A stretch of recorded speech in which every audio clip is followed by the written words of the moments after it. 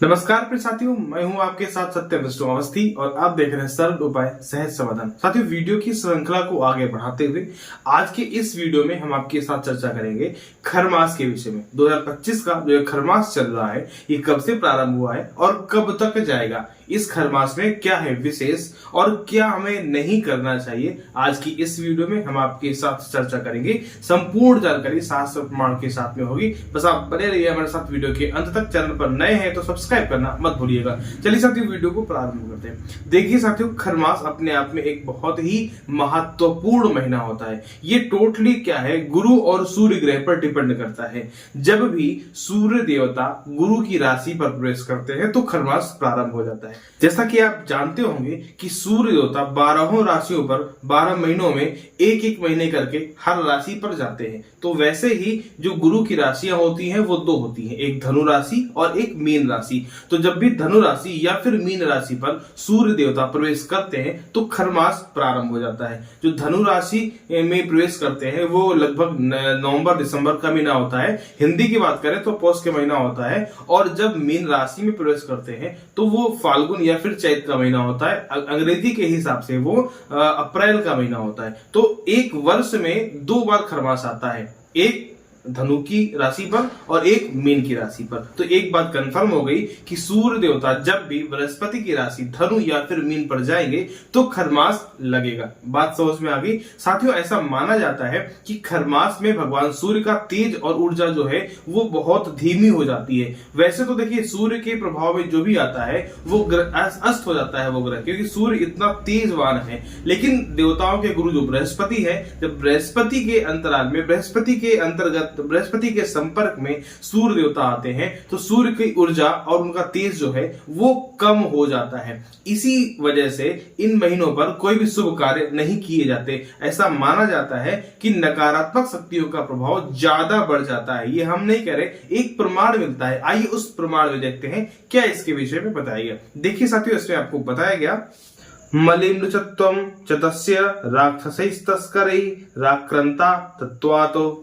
देखिए साथियों, यह प्रमाण कालमाधव ग्रंथ से लिया गया है, जिसमें आपको बताया गया कि खरमास के महीने में सूर्य भगवान का जो तेज है और ऊर्जा है वो कम हो जाती है और नकारात्मक शक्तियों का प्रभाव, राक्षसी शक्तियों का प्रभाव बढ़ जाता है। इसी वजह से इस महीने पर कोई भी शुभ और मांगलिक कार्य नहीं किया जाता। एक बात आपको समझ में आ गई। इसके अलावा एक और कथा प्रचलित है कि खरमास के महीने में सूर्य देवता के जो वाहन होते हैं, घोड़े, वो थक जाते हैं। इसलिए उनका वहन जो करता है वो कौन करता है? खर, यानी कि गधा ही उनके वहन करते हैं। इसलिए सूर्य का जो, चूंकि घोड़े जो है वो क्षीण हो गए, थक गए, इसलिए इनका प्रभाव जो है वो क्षीण हो जाता है, कमजोर हो जाता है। इसी वजह से इस महीने पर कोई भी मांगलिक कार्य नहीं किया जाता। सूर्य देवता जो है वो पिता का प्रतिनिधित्व करते हैं। तो जब पिता ही कमजोर हो जाएगा तो फिर बाकी चीजें तो कमजोर हो ही जाएंगी। एक बात आपको समझ में आ गई। तो अब आइए समझ लेते हैं कि इस महीने पर कौन कौन सी ऐसी चीजें हैं जो हमें नहीं करनी चाहिए। देखिए साथियों, एक आम सी बात है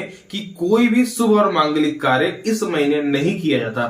चाहे वो विवाह हो, चाहे मुंडन संस्कार हो, चाहे यज्ञोपवीत संस्कार हो या फिर कोई भी मांगलिक कार्य हो, इस महीने पर उसको हम त्याज्य करते हैं। इसके अलावा कोई नया व्रत प्रारंभ करना भी कम अच्छा होता है। इसके अलावा गृह प्रवेश हो गया, भूमि आरंभ हो गया, ये सारी चीजें जो है ये इस महीने पर नहीं की जाती है। हाँ, यदि आपका घर पहले से बनता हुआ चला आ रहा है तो फिर आप निश्चित रूप से उसको कंटिन्यू कर सकते हैं। लेकिन यदि आप स्टार्ट करना चाहते हैं तो खरमास में आपको नहीं करना चाहिए। हाँ, इस महीने आप पूजा पाठ खूब कर सकते हैं, विष्णु सहस्त्र नाम का पाठ कर सकते हैं, सत्यनारायण भगवान की कथा सुन सकते हैं। जितना भी आप पूजा पाठ कर सके, भगवान सूर्य को मजबूत कर सके, उतना ही आपके लिए प्रभावशाली होता है। देखिए साथियों, सूर्य के जो साथी होते हैं इन दिनों में, उनमें से अंशु और भग नाम के 2 आदित्य होते हैं, कश्यप और कृत नाम के 2 ऋषि होते हैं, महापद्म और करकोटक नाम के 2 नाग होते हैं, चित्रांगद और अर्णायु नाम के 2 गंधर्व होते हैं, सहा और सहसा नाम के 2 अप्सराएं होती हैं,